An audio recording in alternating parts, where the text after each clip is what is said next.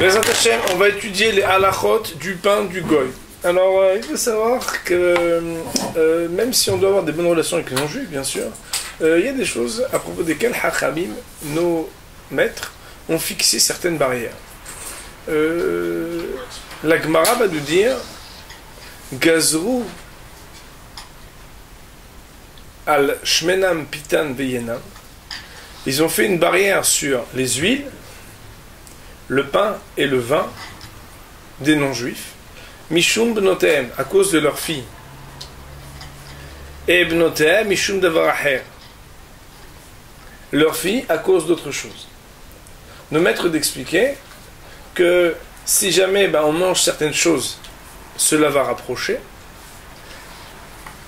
D'amener hatnout, les mariages qui ne sont pas permis par la Torah. Et cela pourrait amener à l'idolâtrie. Alors, quand on a étudié ce sujet, parce qu'en ce moment on étudie avec un ami qui est d'ailleurs œnologue, qui est au Beth Midrash, on étudie le vin. Alors, on a étudié un petit peu qu'en réalité, dans l'épisode de Bilaam et de Balak, là-bas, se sont trouvés du pain, du vin, et ensuite des rapprochements avec des femmes interdites, et enfin, ce qu'on appelait la Avodah Zara, l'idolâtrie. Ça veut dire que là, on trouve des rapprochements interdits, on trouve aussi une possibilité d'arriver à la Avodah Zara. Ça veut dire que il y a des rapprochements particuliers qui sont propres au fait de manger. Et on voit bien, quand on mange chez quelqu'un, c'est Oudat Mereout, comme on dit, c'est qu'on reçoit quelqu'un et on le fait kiffer, il mange bien, et c'est quelque chose qui rapproche. Mieux que ça, c'est quand des fois quelqu'un, on a vu par exemple quand elle était fatiguée, quand elle est fatiguée, on reçoit des fois un gâteau, un truc, personne elle a fait quelque chose de ses mains, alors c'est quelque chose de spécial, elle a pris des aliments, elle a mélangé, elle a fait avec des ingrédients, et les Marseillais, il y a un savoir-faire qui se fait. Alors pourquoi plus le pain, le vin et les huiles? Alors on a réfléchi nous, et on a vu que le pain, le vin et les huiles, c'est des aliments qui donnent un savoir-faire particulier. Aujourd'hui, les huiles, c'est pas quelque chose de spécial. Parce que l'huile, aujourd'hui, c'est simple à faire. Mais, à l'époque, pour pouvoir presser des olives, c'était quelque chose de spécial pour faire une bonne huile d'olive. En l'occurrence, pour le sujet qui nous intéresse, et on va focaliser là-dessus, le pain, c'est quelque chose de spécial. Le pain, c'est quelque chose qui est fait, qui est pétri, qui est cuit, et la Gemara va nous dire dans ma Masechet Shabbat qu'il faut 11 travaux avant d'arriver à faire du pain. C'est-à-dire qu'avant que le pain ne sorte du four, et depuis le moment où on l'a cueilli le blé, il y a beaucoup de travail. C'est la raison pour laquelle un des aliments pour lesquels il va falloir prendre une certaine distance, c'est le pain. Le pain du non-juif va être interdit. Donc ça c'est la halakha. Maintenant, qu'est-ce que ça veut dire le pain il est interdit? Alors, il faut savoir que de quel pain on parle. Le pain dont on parle, c'est un pain qui est fait à base de 5 céréales. Et même si Béhémet, il est mésonote, ça veut dire on va et on dit bonjour monsieur, oui bonjour, je voulais du pain, oui, vous en avez du mésonote? Bon, on va dire que c'est un bon non-juif qui connaît mésonote, il dit mésonote? Oui, on en a par ici. Alors si c'est un mésonote, que si Béhémet, on en mangeait quelques-uns, on aurait pu faire motzi, comme par exemple la pâte à pizza ou toutes sortes de pains qui s'appellent pâte à pizza bekisnin. À partir du moment où c'est des mésonotes, que si tu en manges une bonne quantité, tu ferais motzi dessus, puisqu'on le sait quand on mange une bonne quantité, alors on doit faire même les tilat et motzi. Alors Béhémet, aussi on n'aura pas le droit d'acheter donc du pain d'un non-juif de cette catégorie-là. Si Béhémet, un juif, n'a participé aucunement à la préparation du pain, et qui veut l'acheter chez un non-juif, alors elle sera interdite. Alors, bien entendu, ce dont on parle ici aujourd'hui, c'est indépendamment des ingrédients. Le pain, il est 100% cachère au niveau des ingrédients. Mais il n'y a pas de porc dans mon pain. Mais il n'y a pas, je vous dis qu'il n'y a pas d'huile animale. Mais non, il n'y a pas de problème, on te croit. Mais je vous promets que je ne l'ai pas moulé. Mais alors pourquoi vous faites comme ça? Non, je ne parle pas de ça, on parle d'autre chose. On parle d'issour pour ne pas être mitkarev et mithaber. Il y a un problème de se rapprocher et de se mélanger avec les non-juifs. Bien entendu, ce n'est pas des notions qu'on peut tellement expliquer à un non-juif sans qu'on soit accusé de communautarisme. Même si les Maasé sont très contents aussi de nous rendre communautaristes, parfois ils nous disent « Ah ben restez entre vous, allez vous voir vous-même, etc. » Mais bon, alors, Il faut savoir que pour pouvoir parler de halakha du pain, il y a 3 catégories de pain. Il y a le pain d'un juif, Pat Israël. Donc c'est Réhouven qui pétrit, qui cuit. Il y a le pain qu'on appelle palter, le pain d'un boulanger non juif. Donc on va appeler, il y a chez Paul par exemple. Donc il y a le pain chez Paul. Lui c'est un boulanger non juif. Et il y a un pat balabait. Pat balabait, c'est le pain d'un boulanger qui est artisan mais qui fait pour lui à la maison.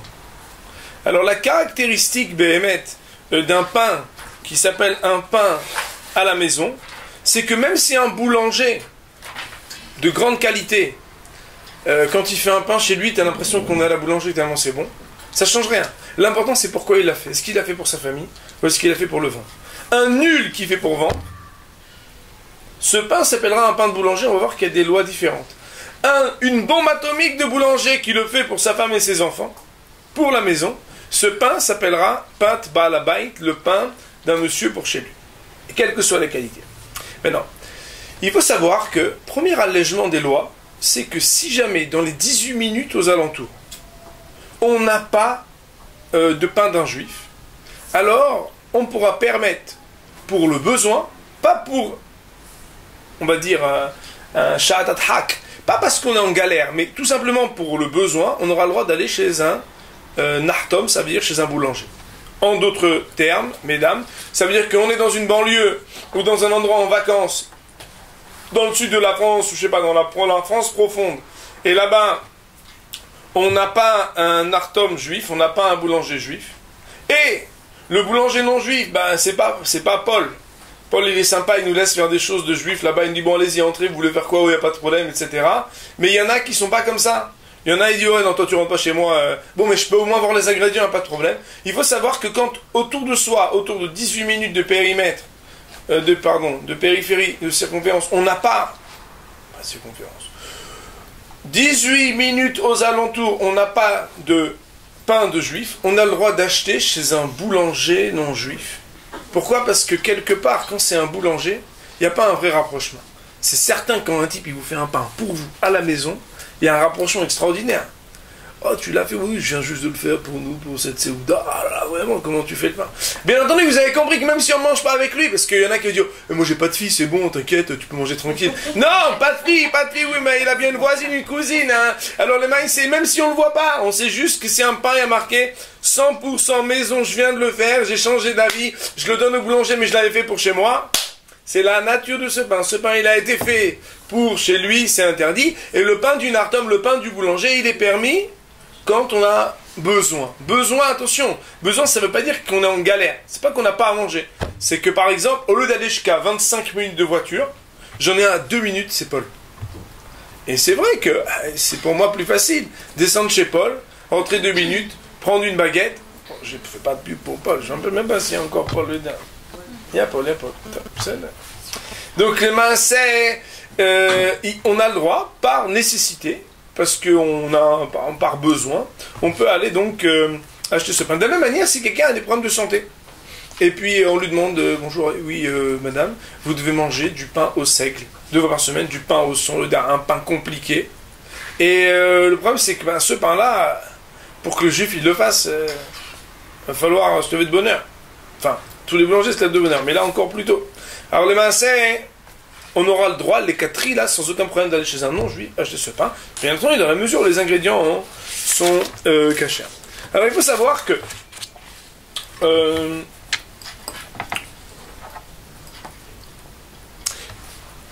le pain, donc, qui est le plus interdit, le plus formel, c'est le pain que quelqu'un a fait pour soi. Ça veut dire un type qui fait du pain pour lui et qu'il peut le vendre ou le donner ou le partager avec un juif. Alors il y a 3 péoulotes, 3 actions qui permettent le pain. Soit allumer le four, ça tout le monde en est au courant, parce que toujours on parle, c'est du pain allumé, pas du pain allumé, etc. Bon, si le pain il n'a jamais été allumé, le maïs, il n'y a pas de pain, mais on veut dire allumé par un juif. Il y a ce qu'on appelle ashlachat kisam, ça veut dire quoi? Ça veut dire augmenter le feu. Et il y a ce qu'on appelle le fait d'enfourner, de mettre la pâte dans le four. Ces 3 choses-là permettent que même si le pain il a été pétri, il a été ensuite suivi, cuit, enlevé du four, tout ce qu'on veut par un non-juif, il n'y a pas de problème. Ces péoulotes-là, ces actions-là, comme elle transforme ce pain qui est fait aussi par un juif, cela va permettre le pain à la consommation, même si c'est un pain qui était un pain qui à l'origine, si j'avais rien fait, aurait été interdit.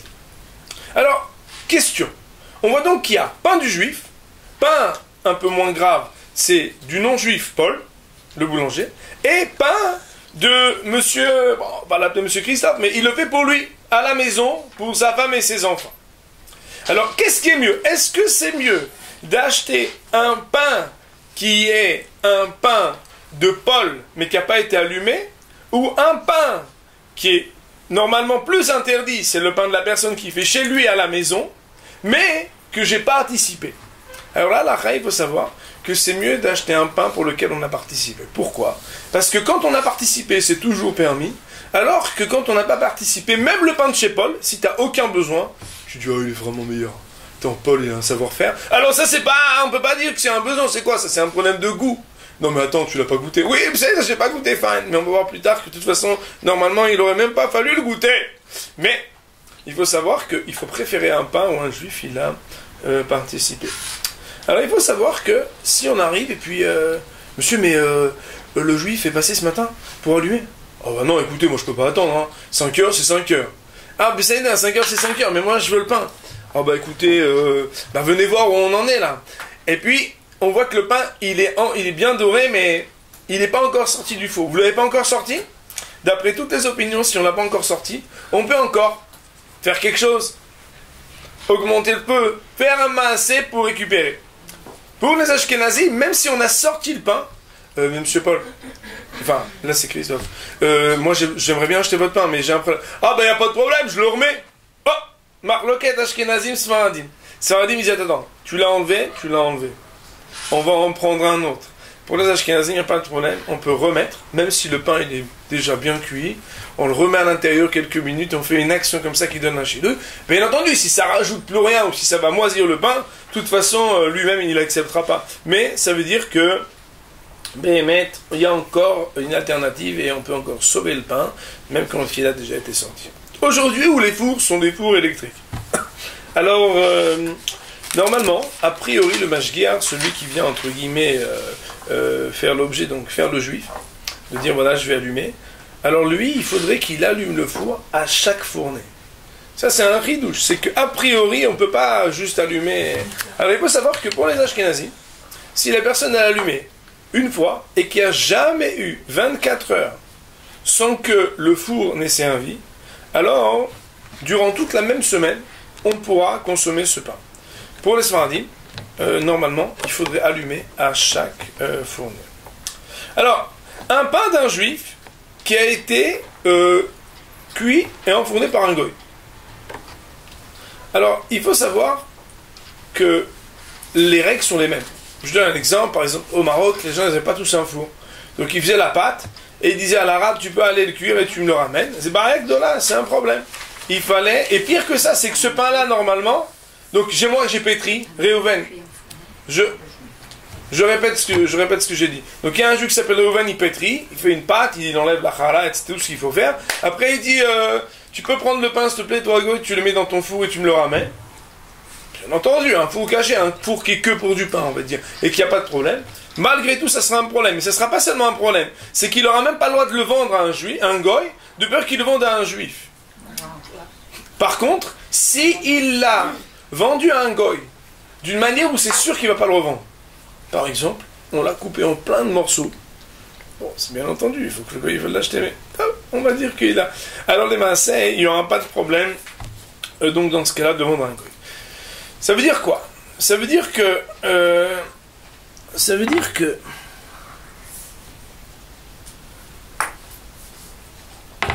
veut dire que dans une boulangerie qui appartient à un juif. Ouais. Donc ça veut dire, moi par exemple, je m'appelle Rouven. Et en face de chez Paul, j'ai dit, moi je vais faire concurrence à Paul, je vais ouvrir Rouven. Si Rouven il ouvre une boulangerie juive, mais que c'est que le goy qui cuit, et que lui il fait rien du tout, il a juste le hashgacha, avec la barbe du bambou, le compte en banque du gérant, et c'est le goy qui fait tout. Ce pain-là, il aura les mêmes problèmes, et peut-être d'après certains poskim, il sera pire. Il faudra que le juif y participe. C'est la raison pour laquelle c'est pas parce qu'une boulangerie elle appartient à un juif que les maaseh, il ne faudra pas faire attention. Rav Moshe Feinstein, il est un peu plus permissif. Ça veut dire qu'il fait que quand on achète dans les boulangeries, moi j'ai pu travailler quand j'étais plus jeune dans une boulangerie très connue en Israël, je travaillais chez Angel, et j'ai vu que malheureusement, c'est pas toujours Reuven qui s'occupe de tout. Alors, les mancés, il y a des permissions, mais a priori, quand quelqu'un il a un pain de juif, alors il doit faire attention que le juif participe, allume, enfourne, fasse quelque chose. Si Béhémet, on se trouve dans un endroit où on est tellement dans la transe profonde, par exemple, que il n'y a même pas Paul. C'est-à-dire, il n'y a pas un juif qui fait du pain. Et il n'y a même pas un goy qui est boulanger. On dit, ah non, mais nous, on va prendre notre pain chez lui. Ouais, il le fait pour lui, et puis bon, il n'y a pas beaucoup de monde qui mange du pain ici, on l'achète chez lui. Et donc, c'est un monsieur qui fait chez lui du pain pour lui. Et alors, on nous dit, bon, c'est quoi les ingrédients? On regarde les ingrédients. Puisqu'on n'a pas d'autre pain, du tout, à 18 minutes à la ronde, il n'y a même pas Paul, alors on aura le droit, puisque c'est un aliment de base qui est fondamental, de permettre, puisqu'il s'agit uniquement d'un interdit des rabbinats. Bien entendu, a priori, il faudra aller voir et dire, mais qu'est-ce que ça te fait, je t'en prie? Je viens juste faire comme ça pour t'aider à enfourner. Non, non, non, moi j'aime pas que les juifs ils touchent mon four, ça fait 52 ans que je fais mon pain dans mon four, je veux pas qu'on touche. Il faut savoir que Meikar Adin, Meikar Adin, donc on voit qu'il y a des permissions particulière pour le pain du non-juif, mais Midat Rasidut, c'est un comportement de piété, de faire en sorte de jamais manger le pain d'un non-juif et le pain que d'un juif.